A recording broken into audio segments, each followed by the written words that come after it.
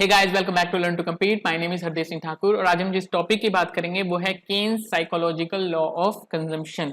इसके साथ साथ हम बात करेंगे जो केन्स ने हमें एब्सोल्यूट इनकम थ्योरी दी थी कंजम्पशन की, उसकी भी। अब क्योंकि लास्ट वीडियो में हम बात कर चुके हैं कि कंजम्पशन फंक्शन क्या होता है और सेविंग फंक्शन क्या होता है। अगर आपने वीडियो नहीं देखी, ऊपर आई बटन में दिया हुआ है, वहां पे भी जाके आप देख सकते हैं।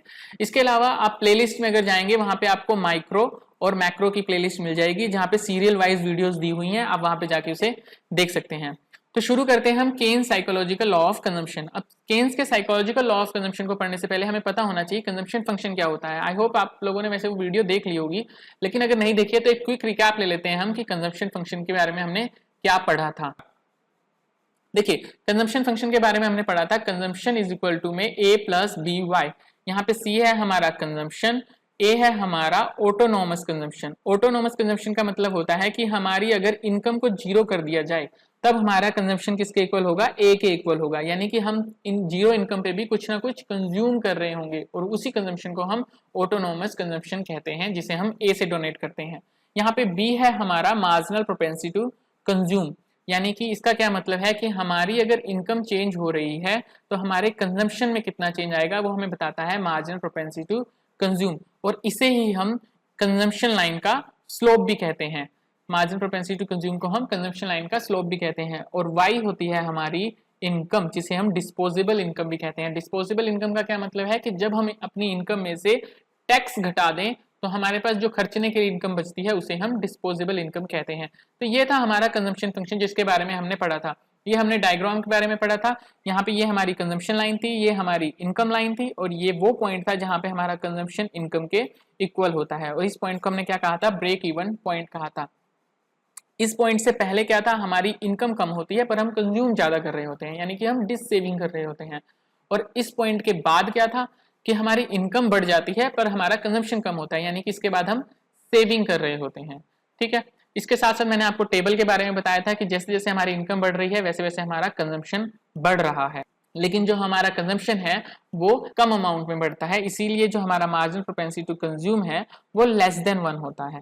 ठीक है, ये हमारा मार्जिन प्रोपेंसिटी टू कंज्यूम दिया था। अब क्योंकि शॉर्ट रन की बात की थी इसलिए मार्जिन प्रोपेंसिटी टू कंज्यूम का हमने क्या रखा था, कांस्टेंट रखा था। वहीं पे c अपॉन में y क्या था, एवरेज प्रोपेंसिटी टू कंज्यूम था। एवरेज प्रोपेंसिटी टू कंज्यूम का क्या मतलब है, मान लीजिए इस टाइम हमारी इनकम 1000 रुपए है लेकिन उसमें से हम 985 खर्च कर रहे हैं। तो अगर आपसे पूछा जाए आप अपनी इनकम का कितना प्रोपोर्शन खर्च कर रहे हो तो आप कहेंगे 0.95 यानी कि 95%। ठीक है, इसी तरह अगर आपकी इनकम बढ़ के 1100 हो गई और आप उसमें से 1020 रुपए खर्च कर रहे हो तो यानी कि आप अपनी इनकम का 0.92 यानी कि 92% क्या कर रहे हैं, खर्च कर रहे हैं। ये हमें बताता है एवरेज प्रोपेंसिटी टू कंज्यूम, यानी कि अपनी इनकम का आप कितना प्रोपोर्शन खर्च कर रहे हैं, ये हमें एवरेज प्रोपेंसिटी टू कंज्यूम बताएगा। इसके अलावा एवरेज प्रोपेंसिटी टू कंज्यूम की कुछ प्रॉपर्टीज मैंने आपको बताई थी कि ब्रेक इवन पॉइंट से पहले average propensity to consume greater than 1 होता है। ये हमारा ब्रेक इवन पॉइंट है। इससे पहले हमारा एवरेज प्रोपेंसिटी टू कंज्यूम जो होगा वो ग्रेटर देन 1 होगा, यानी कि हम जो है कंज्यूम ज्यादा कर रहे होंगे जबकि इनकम हमारी कम होगी। ब्रेक इवन पॉइंट पे हमारा average propensity to consume equal to 1 होता है और ब्रेक इवन पॉइंट के बाद हमारा average propensity to consume greater than 1 होता है। एवरेज प्रोपेंसिटी टू कंज्यूम हमारा कभी भी जीरो नहीं हो सकता, और जैसे जैसे इनकम इंक्रीज होती चलती है हमारा average propensity to consume decrease होता चलता है। ये आप टेबल में भी देख सकते हैं कि जैसे जैसे हमारी इनकम बढ़ी हमारा average propensity to consume decrease होता चल रहा है। ठीक है, इसके अलावा हमने कंजम्पशन फंक्शन वाली वीडियो में आपको बताया था कि average propensity to consume greater than होता है मार्जिनल प्रोपेंसिटी टू कंज्यूम से। ये सब हमें केन्स ने अपने कंजम्पशन फंक्शन में बताया था। अब क्योंकि हमें आइडिया लग गया है कि कंजम्पशन फंक्शन क्या होता है तो हम देख लेते हैं केन्स का साइकोलॉजिकल लॉ ऑफ कंजम्पशन क्या कहता है। देखिए, केन्स ने 2-3 बातें बताई थी कि कैसे कंजम्पशन के मामले में ह्यूमन साइकोलॉजी वर्क करती है। उन्हीं 2-3 बातों को हम Keynes psychological law of consumption कहते हैं। केन्स ने एक तो बोला था कि हमारी एग्रीगेट इनकम जब इंक्रीज होती है तो हमारा कंजम्पशन एक्सपेंडिचर भी इंक्रीज होता है। ठीक है, यानी कि इसका क्या मतलब है, जब हमारी इनकम में चेंज आ रहा है तो हमारी कंजम्पशन में भी चेंज आता है। जैसे जैसे हमारी इनकम इंक्रीज हो रही है वैसे वैसे हमारा कंजम्पशन भी इंक्रीज होगा। और डेल सी अपन में डेल वाई को क्या कहते हैं, हम मार्जिनल प्रोपेंसिटी टू कंज्यूम कहते हैं। ठीक है, अगर हमारी इनकम इंक्रीज हो रही है हमारा कंजम्पशन भी क्या होगा, इंक्रीज होगा। यानी कि एक बात तो पक्की है कि मार्जिनल प्रोपेंसिटी टू कंज्यूम हमारा ग्रेटर देन 0 होगा। लेकिन इन्होंने साथ में यह भी बोला था बाय समवट स्मॉलर अमाउंट, यानी कि हमारा जो कंजम्पशन एक्सपेंडिचर इंक्रीज होगा वो समवट स्मॉलर अमाउंट से होगा। यानी कि अगर हमारी इनकम 100 रुपए से इंक्रीज हुई हमारा कंजम्पशन 70 रुपए से इंक्रीज हो रहा है, तो यानी कि मार्जिन प्रोपेंसिटी टू कंज्यूम कितना आ गया 0.7। इसका मतलब क्या हुआ कि मार्जिन प्रोपेंसिटी टू कंज्यूम हमारा 0 और 1 के बीच में वेरी करेगा। तो इस लाइन से हम क्या कंक्लूजन निकालते हैं कि जैसे जैसे हमारे इनकम इंक्रीज होती है हमारा कंजम्पशन इंक्रीज होता है, यानी कि consumption is a function of income. ठीक है, अब जैसे जैसे इनकम इंक्रीज हो रही है हमारा कंजम्पशन इंक्रीज हो रहा है, यानी कि एक बात तय है कि मार्जिन प्रोपेंसिटी टू कंज्यूम हमारा ग्रेटर देन 0 होगा। ओके, 0 कब हो सकता है? जब हमारी इनकम तो 100 से बढ़ी लेकिन कंजम्पशन बढ़ा ही नहीं, तो तब हमारा मार्जिन प्रोपेंसिटी टू कंज्यूम 0 होता है। लेकिन केन्स ने कहा था अगर इनकम बढ़ रही है तो कंजम्पशन बढ़ेगा, यानी कि ये ग्रेटर देन 0 होगा, लेकिन स्मॉलर अमाउंट से बढ़ेगा। इसका मतलब क्या है? लेस देन 1 होगा। तो हमारा मार्जिन प्रोपेंसिटी टू कंज्यूम 0 से 1 के बीच में कैरी करेगा, ये हमारा Keynes psychological law of consumption कहता है। ठीक है, एक पॉइंट आपने ये याद कर लिया, एक पॉइंट ये याद कर लिया। इसके बाद हमारे केन्स ने कहा था कि कंजम्पशन एक्सपेंडिचर जो है does not have a proportional relationship with income. Consumption expenditure की जो इनकम के साथ रिलेशनशिप होती है वो प्रोपोर्शनल नहीं होती। इसका क्या मतलब है? देखिए यार, मैंने आपको टेबल बताई थी, टेबल में मैंने आपको बताया था कि एवरेज प्रोपेंसिटी टू कंज्यूम हमें बताता है कि अपनी इनकम का कितना प्रोपोर्शन हम खर्च कर रहे हैं, यानी कि basically average propensity to consume हमें प्रोपोर्शन बताता है। तो जैसे जैसे इनकम इंक्रीज हो रही है हमारा ये प्रोपोर्शन क्या है? डिक्रीज हो रहा है, यानी कि इनकम के इंक्रीज होने से हम कंजम्पशन अपनी कम करते जा रहे हैं। तो यानी कि इनकी प्रोपोर्शनल रिलेशनशिप क्या है? ये सेम नहीं है, तो इनके बीच में प्रोपोर्शनल रिलेशनशिप नहीं होती कभी भी। इस टाइम प्रोपोर्शन क्या था? जब हमारी इनकम 1000 पे थी हम 950 खर्च कर रहे थे, यानी 0.95 प्रोपोर्शन था, यानी कि 95% हम खर्च कर रहे थे। वहीं पे इनकम जब हमारी 1100 है हम 1020 खर्च कर रहे हैं। यहाँ पे क्या 95 हुआ? यहाँ पे कितना हुआ? 92% हम खर्च कर रहे हैं। जब इनकम 1200 है हम 1090 रुपए खर्च कर रहे हैं, यानी हम अपनी इनकम का 90% खर्च कर रहे हैं। तो ये प्रोपोर्शन क्या हो रहा है? चेंज हो रहा है इनकम के बढ़ने के साथ साथ। तो ये केन्स ने कहा था कि इनकम और कंजम्पशन में प्रोपोर्शनल रिलेशनशिप नहीं होती। इसका क्या मतलब है कि average propensity to consume decrease होता चलता है एज इनकम इंक्रीज। जैसे जैसे इनकम इंक्रीज होती है हमारा average propensity to consume decrease होता चलता है। ये मैंने आपको यहाँ पे भी बताया था कि ब्रेक इवन पॉइंट से पहले average propensity to consume greater than 1 होगा। इस भी देख सकते हैं, ये ब्रेक इवन पॉइंट है, इससे पहले average propensity to consume greater than 1 होगा, ब्रेक इवन पॉइंट पे एवरेज प्रोपेंसिटी टू कंज्यूम 1 होगा, और ब्रेक इवन पॉइंट के बाद average propensity to consume less than 1 होगा। तो जैसे जैसे इनकम बढ़ रही है हमारा average propensity to consume decrease होता चल रहा है। तो ये 3 पॉइंट आपने हमेशा Keynes psychological law of consumption के बारे में याद रखने हैं। एक बार क्विक रिवीजन ले लेते हैं Keynes psychological law of consumption की। देखिए, पहली चीज मैंने आपको बताई consumption is a function of income. ठीक है, दूसरी चीज बताई कि मार्जिन प्रोपेंसिटी कंज्यूम जो है वो 0 और 1 के बीच में हमेशा वेरी करेगा। डेल सी अपन में डेल वाई को क्या कहते हैं? Margin propensity to consume. तीसरा पॉइंट मैंने आपको बताया average propensity to consume decrease होता चलेगा जैसे जैसे इनकम इंक्रीज होती चलेगी। अब ये जो Keynes psychological law of consumption है ये कुछ अजम्पशन पे बेस्ड होता है। देखिए, बिना अजम्पशन के कोई भी लॉ वर्क नहीं करता। तो इसके अजम्पशंस क्या है? पहली अजम्पशन है कि psychological institution complex does not undergo any change. वैसे इस लाइन से कुछ भी समझ नहीं आ रहा है, लेकिन मैं आपको शॉर्ट में बता दूं कि इसका मतलब है कि हमारा इनकम डिस्ट्रीब्यूशन, हमारे कंज्यूमर का टेस्ट, हमारे कंज्यूमर का बिहेवियर, कंज्यूमर्स की पॉपुलेशन, ये सब क्या रहती हैं? कांस्टेंट रहती हैं। हमें पता है कि केन्स हमारे शॉर्ट रन की बात करते थे, तो उनका मानना था कि टेस्ट हो गया, बिहेवियर हो गया, पॉपुलेशन होगी, ये सब क्या होगी? कांस्टेंट होगी। और यही रीजन होता है कि हमारा margin propensity to consume constant होता है। तो पहली अजम्पशन है कि ये साइकोलॉजिकल इंस्टीट्यूशन कॉम्प्लेक्स जो है, यानी कि income distribution, taste, behaviour, population, ये सब क्या रहेंगे? कांस्टेंट रहेंगे। सेकेंड अजम्पशन है कि सर्कमस्टांसेस आर नॉर्मल। अब नॉर्मल सर्कमस्टांसेस का क्या मतलब है? कि वॉर की सिचुएशन नहीं है, कोई रिवॉल्यूशन नहीं हो रहा, या फिर हाइपर इन्फ्लेशन की सिचुएशन नहीं है, क्योंकि ये नॉर्मल सिचुएशंस नहीं है। यहाँ पे कंज्यूमर नॉर्मल बिहेव नहीं कर सकता। अगर वॉर की सिचुएशन है और वॉर की सिचुएशन में हमारे कंज्यूमर के हाथ में 1000 रुपया आया तो वो क्या करेगा? हो सकता है 1000 का 1000 कंज्यूम कर ले। क्यों कंज्यूम कर ले? क्योंकि वॉर की सिचुएशन है, वो ज्यादा से ज्यादा स्टोर करने की सोचेगा चीजें ले लेके, पता नहीं खाने को मिलेगा कल को कि नहीं मिलेगा। ठीक है, तो हो सकता है कि यहाँ पे वो नॉर्मल बिहेव ना करे, इसलिए अगर सर्कमस्टांसेस नॉर्मल होंगे हमारा कंज्यूमर तभी नॉर्मल बिहेव करेगा। तो सेकंड अजम्पशन है कि सर्कमस्टांसेस जो है वो नॉर्मल है। तीसरी कंडीशन है कि countries having rich and prosperous capitalist economy. देखिए, केन्स ने जो बात करी थी, केन्स ने बात करी थी यूएसए एंड यूके जैसी इकोनॉमी की, यानी कि rich and prosperous capitalist economy है। अब मेरे जैसा कोई गरीब बैठा सोच रहा होगा कि सर अगर हमारी इनकम 1000 से बढ़ती है तो मैं तो पहले ही सोच के बैठ जाता हूँ कि जी 1000 रुपए का ये खरीद लूंगा मैं जैसे इनकम बढ़ेगी। देखिए हम यहाँ पे rich and prosperous capital economy की बात कर रहे हैं। यही रीजन है कि जब उनकी इनकम बढ़ेगी तो वो कुछ ना कुछ क्या करेंगे, सेव करेंगे, सारा का सारा कंज्यूम नहीं करेंगे। और यही रीजन है मार्जिन प्रोपेंसिटी टू कंज्यूम कभी भी एक के इक्वल नहीं होगा। लेकिन अगर कोई गरीब कंट्री ले ली हमने तो उनका केस में हो सकता है कि मार्जिन प्रोपेंसिटी टू कंज्यूम एक के इक्वल हो भी जाए। अब इसके साथ साथ इन्होंने यहाँ पे एक और वर्ड लिखा है लेयर फेयर। अब इसका क्या मतलब है? देखिए इसका मतलब है लेजर फेयर का कि गवर्नमेंट की इंटरवेंशन नहीं है। अब आप कहेंगे कि सर आपने कहा था कि केन्स ने बोला था कि गवर्नमेंट की इंटरवेंशन बहुत जरूरी होती है, लेकिन यहाँ पे आप कह रहे हैं कि Keynes psychological law of consumption laissez faire की बात करता है। अब देखिए यहाँ पे सिचुएशन क्या है, जैसे जैसे इकोनॉमी में प्रोडक्शन इंक्रीज हो रही है हमारी इनकम इंक्रीज हो रही है। अब इनकम इंक्रीज होने से क्या हो रहा है, हमारी कंजम्पशन उतनी इंक्रीज नहीं हो रही और average propensity to consume downward जा रहा है, यानी कि average propensity to consume income के बढ़ने से कम हो रहा है। इससे क्या होगा, हमारी इकोनॉमी में आउटपुट बढ़ रहा है जिससे इनकम बढ़ रही है। आउटपुट तो बढ़ रहा है पर कंजम्पशन कम हो रहा है। इससे क्या होगा, हमारा जो आउटपुट है वो पूरा सेल नहीं होगा। अब आउटपुट जो इकोनॉमी में है, जो सप्लाई है वो पूरी सेल नहीं हो रही क्योंकि लोगों की कंजम्पशन कम होती जा रही है। तो इससे क्या होगा, इन्वेस्टमेंट इकोनॉमी में कम हो जाएगी। अब इन्वेस्टमेंट कम होने से क्या होगा, इकोनॉमी में डिप्रेशन आ जाएगा।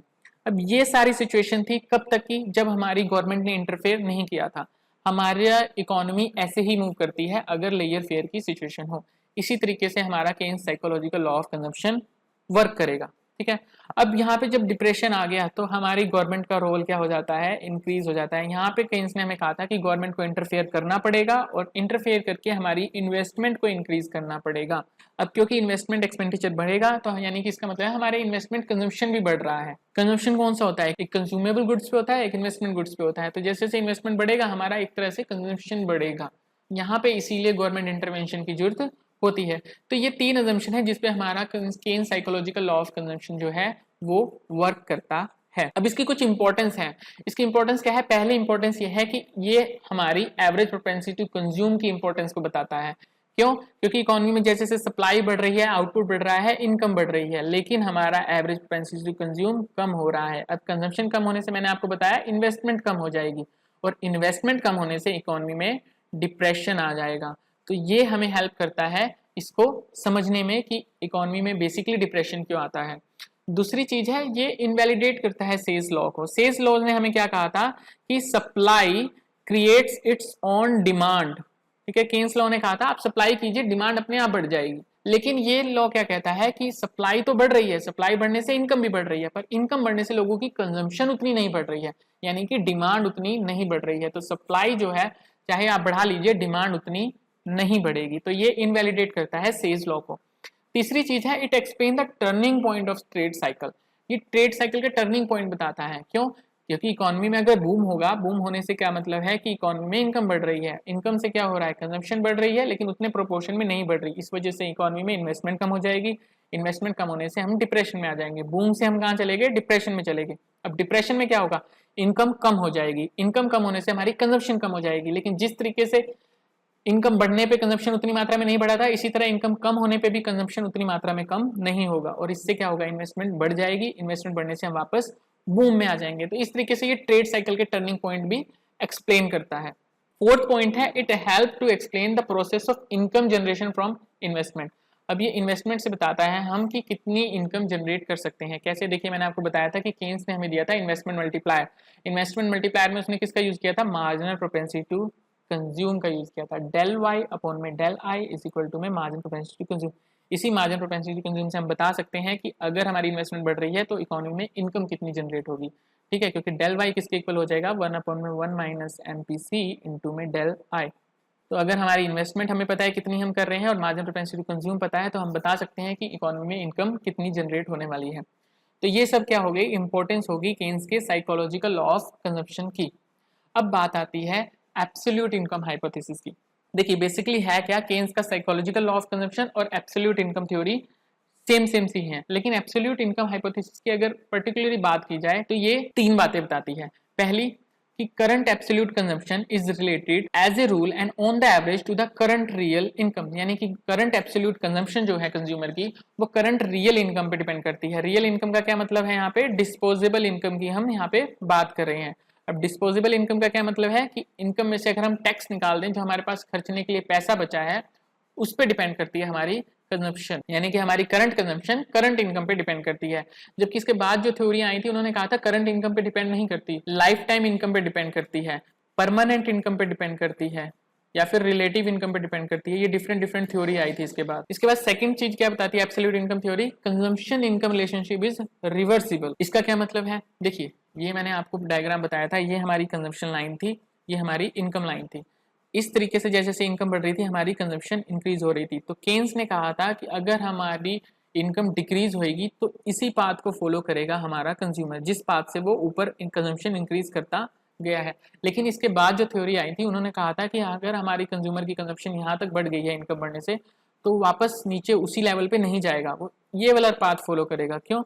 क्योंकि जब हमारी इनकम बढ़ती है, हम अपनी कंजम्पशन जब इंक्रीज कर लेते हैं तो एक हम लेवल सेट कर लेते हैं अपना। अब हमारी इनकम डिक्रीज होगी तो हम अपनी कंजम्पशन को वापस पहले वाले लेवल पे नहीं ले जा सकते, क्योंकि हम हैबिचुअल हो जाते हैं कुछ चीज़ों के, ठीक है, जिनके बिना हम सर्वाइव नहीं कर सकते। जैसे कि मान लीजिए आपके पास पहले फ़ोन नहीं था, अगर आप गरीब थे, अब आपके पास फ़ोन आ गया है, तो आपकी अब अगर इनकम कम हो जाएगी तो इसका मतलब ये नहीं कि आप अपना फ़ोन बेच देंगे, ठीक है, आप तब भी फ़ोन को यूज़ करेंगे।